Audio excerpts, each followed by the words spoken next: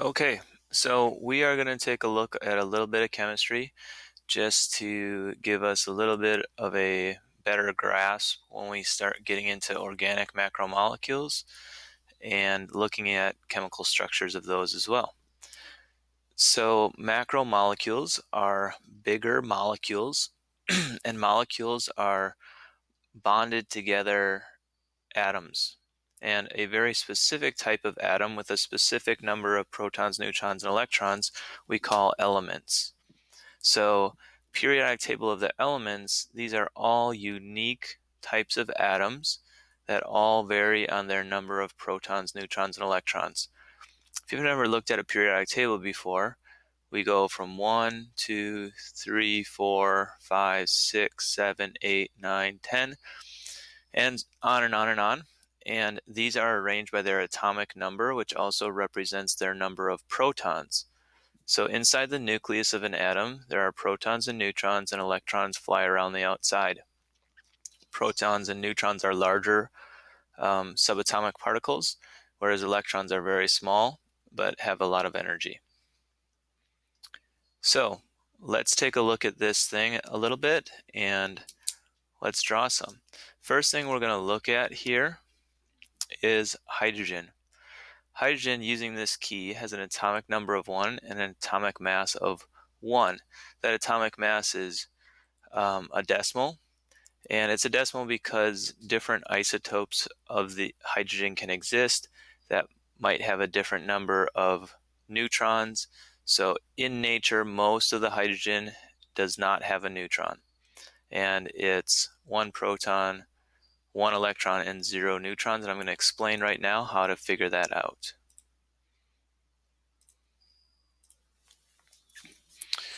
All right, so if we are looking at hydrogen, and on the periodic table, it has an atomic mass of 1 and an atomic number of 1. Now, when I go about drawing this thing, I do what I call I pen it. So I want to know how many subatomic particles there are. So the atomic number tells me that there is 1 proton. Now, elements are electrically neutral, and protons are positive and electrons are negative. Therefore, the number of protons and electrons is always equal. If this number is not equal, we call it an ion, a charged element or a charged molecule. So right here, we can have polyatomic ions, but we have 1, 1, and then if we subtract these two numbers, that would give us the number of neutrons, because we don't consider electrons to have any mass or atomic mass units. So electrons are not figured into the overall atomic mass of the element. So this atomic mass, which I wrote up here, which was the decimal number, I rounded it to the nearest whole number. This number represents the overall mass of the atom. So it would be protons, which have an atomic mass unit of 1, and neutrons, which have an atomic mass number of 1. The atomic number is the number of protons. So if we subtract these two numbers, it would give us the number of neutrons. So in hydrogen, there are no neutrons. Again, looking at this chemically, we have 1 proton in the nucleus, and we have 1 electron flying around the outside. Okay. The next one I want to look at is oxygen, which is right over here. It has an atomic mass of 16 when you round it to the whole number, and an atomic number of 8. So let's go back here. If we were to draw oxygen, it would have an atomic mass of 16 and an atomic number of 8. And I want to figure out the protons, neutrons, and electrons before I draw what it looks like. So again, the number of protons is the atomic number. The number of electrons is equal to the number of protons. It's electrically neutral. I subtract the atomic number from the atomic mass to get the number of neutrons. Now, when it comes to actually drawing out this model of this element. Again, protons and neutrons go in the nucleus. It's the massive center. So there's 8 protons and 8 neutrons. Sometimes we draw this with different colored circles and all that kind of stuff, but I just put P and N and the number so I can see what's in there. Now, when I arrange electrons, they arrange in orbitals. And the first orbital can hold a maximum occupancy of 2 electrons. The second orbital can hold 8. The third orbital can hold 8. And it continues to get larger orbitals as you move up. Again, these are the maximum occupancies. So if I have 8 total electrons, the first orbital would have 2, because that's all it can hold. So I put 2 in that first orbital. Now the second orbital can hold up to 8. Would I put 8 around here? And the answer is no.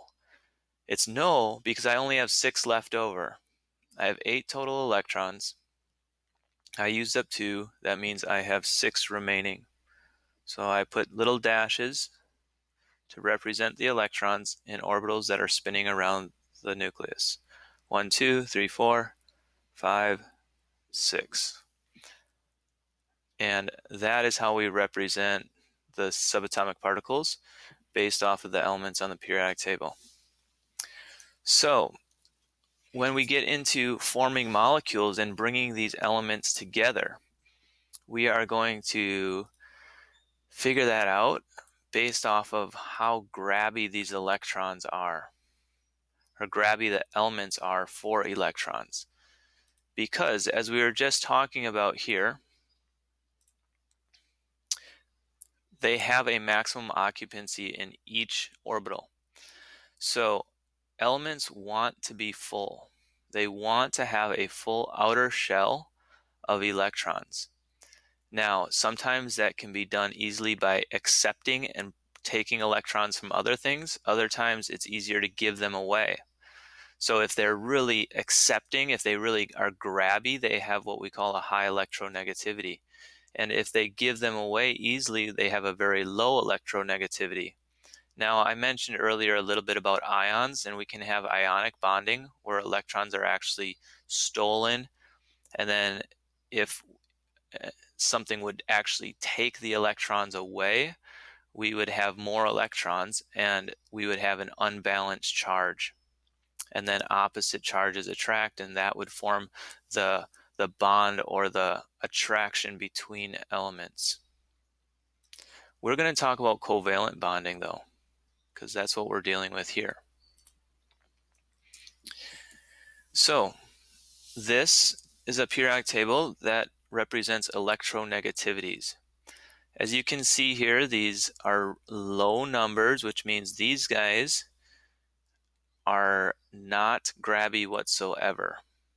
They have only 1 extra in their orbital, and hydrogen fits into this column, and it's in this first column, which means that they all have 1 valence electron, 1 electron hanging around on the outside.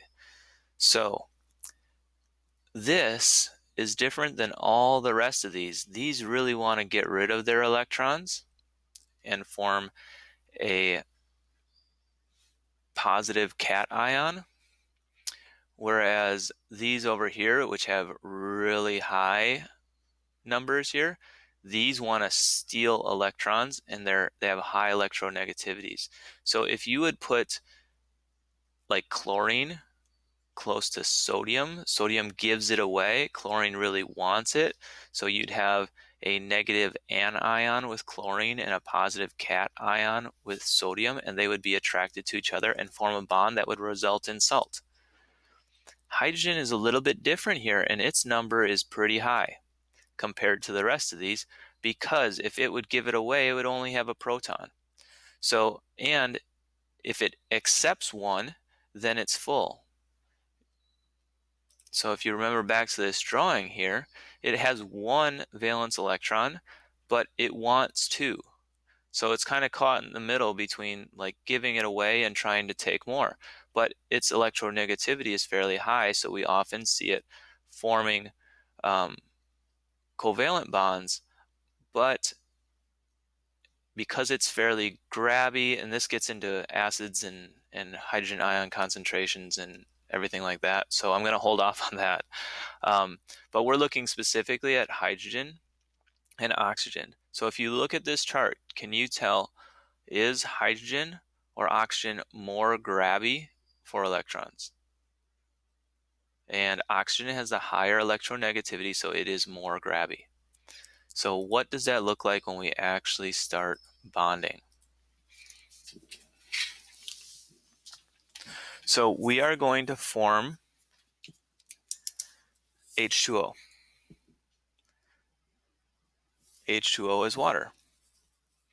And as we drew these models, we can also represent these things with only their valence electrons. So I would put the element symbol,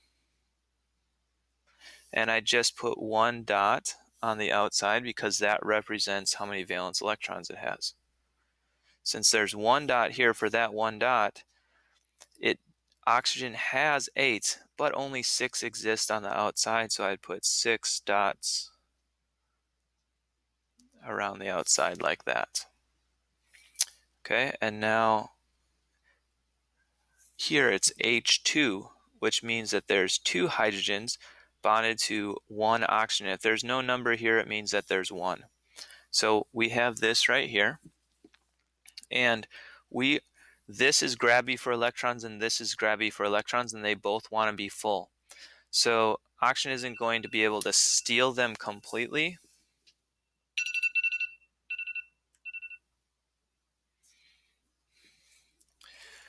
but they're going to share. So what the heck does that look like? We have oxygen here, 1, 2, 3, 4, 5, 6. It wants to be full, so it's going to be attracted to the hydrogen, which is going to have 1 valence electron shared there, and hydrogen would have 1 valence electron shared there. Okay, so now this feels full, this feels full, and this feels full with 8 right there. So this works out really well. Because they are attracted and want to feel full, we just say that this has covalently bonded. We have valence electrons, they're cooperating, they are covalent bonding. Okay, so here's the deal. What makes water so unique and so important to life, and the whole reason we have cell membranes that work with water, is because water is what we call a polar covalent bond. Polar molecules have strong positive and negative parts to them because they are not sharing their electrons equally. So if we imagine this right here, another way we can represent this bonding is by drawing it like this. The oxygen, instead of drawing all the dots, we just draw, here's one bond, and here is another bond. I'm going to show you, this is what we're mostly going to look at when we look at organic macromolecules, just the elements that are in it and where the bonds are. So again, these represent the bonds.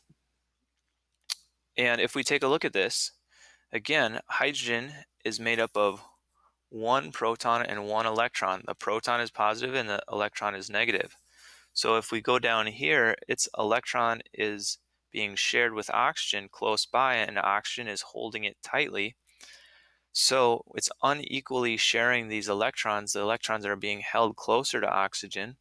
But what's left hanging out here? Just that positive proton side out here. Okay, and what's hanging off this side of the oxygen? Again, it's holding the electrons tighter, but in addition, it has these extra electrons that are hanging off that side. So when we start looking at this, it's polar. It has a positive and negative sides to it. And that's going to come into play when we start talking about cell membranes and the function of lipids having a being hydrophobic and hydrophilic. So again, the oxygen side is more negative, the hydrogen side is more positive, but the big idea here is that when we see something with letters drawn, those represent elements. The lines between the letters represent the bonds. So now, when we start looking at actual organic macromolecules, and we see a diagram like this of a carbohydrate and glucose, we can understand that the letters represent specific elements and the lines represent the bonds that are formed between those. Okay, so that is your brief intro to chemistry and what you need to know to kick you off for organic macromolecules.